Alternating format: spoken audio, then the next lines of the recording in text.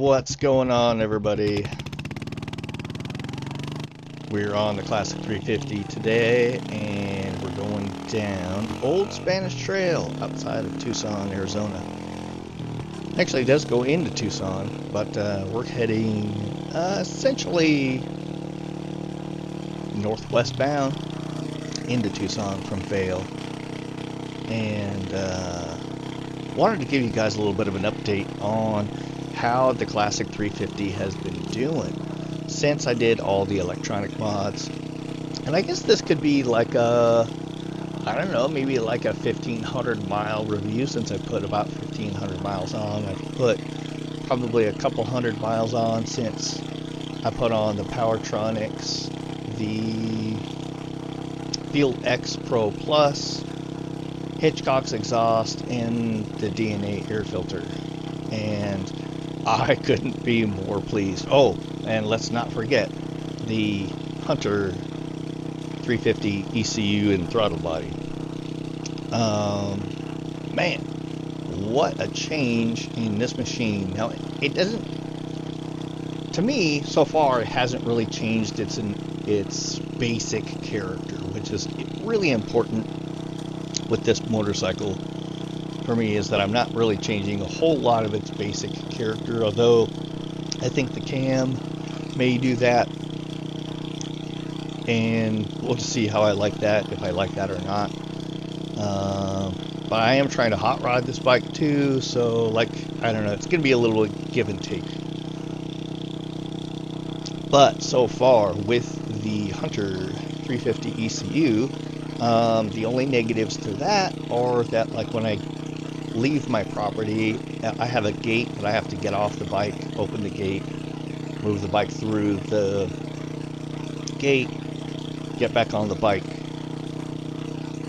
and go, or after I close the gate. And with the Hunter ECU not really communicating correct with a Classic 350, when I put my kickstand down, I can put it neutral, but the ECU doesn't read the neutral correctly, so when you put the kickstand down, it kills the bike. So I think I might end up just essentially disconnecting the sensor for the kickstand. Therefore, I can put the kickstand down when I come to my gate, or, you know, like, there's situations like that where I'm going to want the bike running in neutral on the side stand, so I'm going to have to probably disconnect that sensor from the kickstand. Other than that, hasn't really been an issue. I am hopefully going to find my cable, my adapter cable for the Hitchcock's the ECU reader soon, so that I can clear that engine management light that the Hunter ECU is throwing, because it can't find what it's looking for. It's looking for a Hunter dash, and so hopefully I can find that connector cable soon and, you know, clear that EML code. Otherwise, I'm not really bothered by it. The engine's not really making any funky noises, other than when I get up to really high rate of speed for a Classic 350, I get some rattling, and I actually think that that's the modules on the bike kind of rattling around, because it does get a little bit vibey.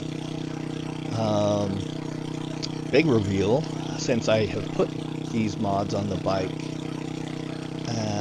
I have done a verified, GPS verified on the interstate. I was passing some trucks, and when I got to where I was going, I looked at the GPS, and it did say that I had done a GPS verified 83 miles an hour.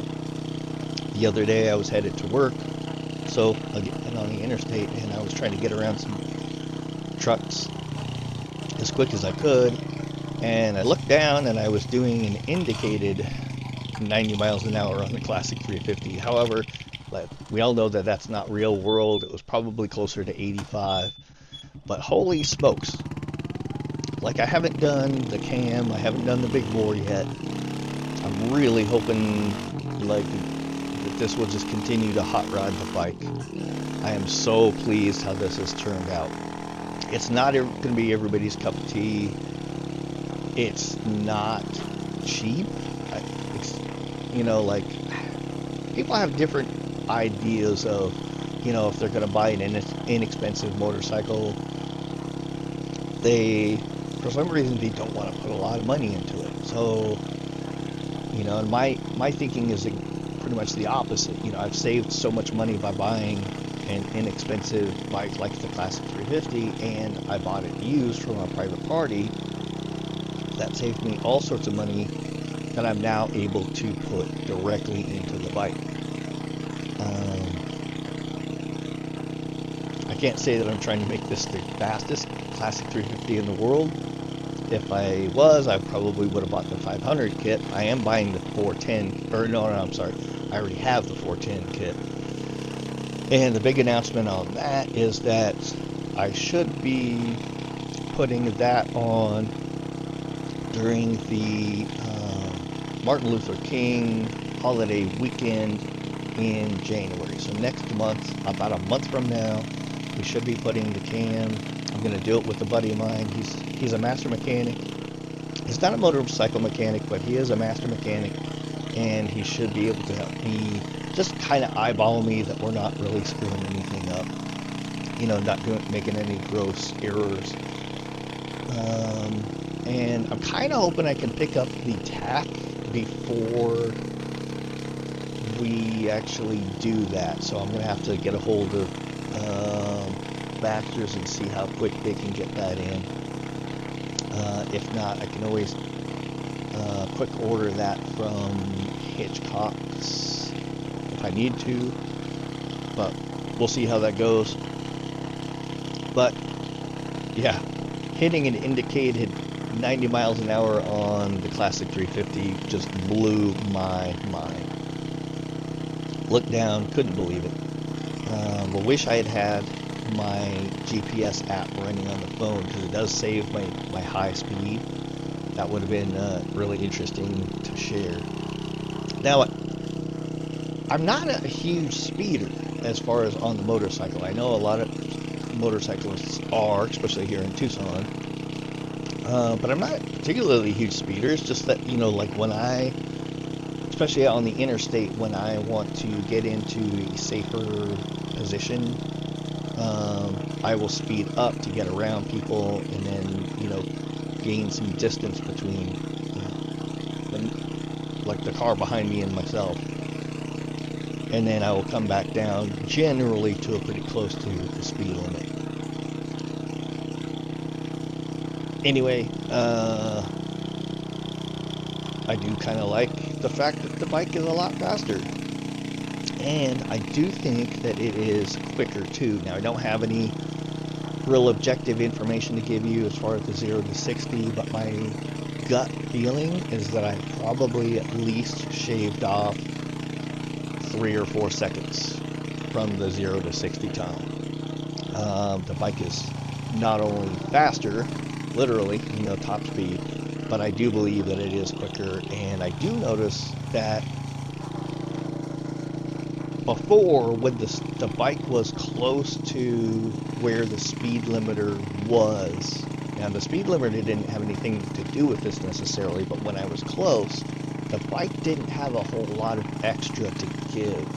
And I think that's in part because the stock ECU is programmed after, I think it was like 4,700 RPM or so. The ECU leans the bike way down, and I have enriched it, therefore at the higher end I've added some legs to the bike. That has been great, because what I'm noticing is that when I'm doing 50 or 60, I have that power to get up to highway speed. In fact, on most of the on-ramps around here, I'm able to get up to either 65 or 75, generally by the end of any of the on-ramps around here. So that's been wonderful. just adds just a tiny bit of a safety factor to jumping on and off the highway for me. Tell you, what else can I tell you? I haven't really noticed anything weird about the bike, although I will say that I love the noise from the Hitchcock's exhaust. The burbles and the way it sounds, you can tell from this video, I think it sounds a lot different. It's not really loud, even though I'm running it without the baffles. You know, it's not ear piercing or, you know, anything like that. It's not rattling windows, but it sounds so much more characterful. It sounds to me like, you know, when I've watched videos on, like, I don't know, you know, your mid-50s British singles, it sounds very similar. And I'm really, really enjoying that. Now, I did get in, I will be doing a video on this pretty soon. I did get in a copy, an exact copy, new manufacturer, of a 1935 BSA Silver Star exhaust. And I will be mounting that. The only thing I've run into is that I have to manufacture a muffler hanger, you know, like a bracket for the muffler, because it doesn't really match. It's very much in between the two bolts that Royal Enfield has on the bike. The mounting holes for the stock exhaust aren't very close, so I'm trying to come up with something that I think will help hold that muffler on great, and I think you're gonna love it when you see it. It's one of those, like, kind of salmon shaped fishtails. You know, it kind of balloons out vertically and then comes to a fishtail, and I can't wait to hear it. I may just even mount it on the bike just so I can hear it, and we might shoot some video for that. So we're coming to the end of the road here pretty soon, and want to wrap up the video, but I wanted to give you a quick update on how the bike was doing with the electronic mods. Super enjoying it, but I have literally no idea like what I'm doing with tuning the Powertronics, so I'm just kind of leaving that alone, other than I've been running it in their Race 2 map, which is a little bit sportier. So anyway, wherever you're at, get out and ride, and we'll see you guys next time. Thanks.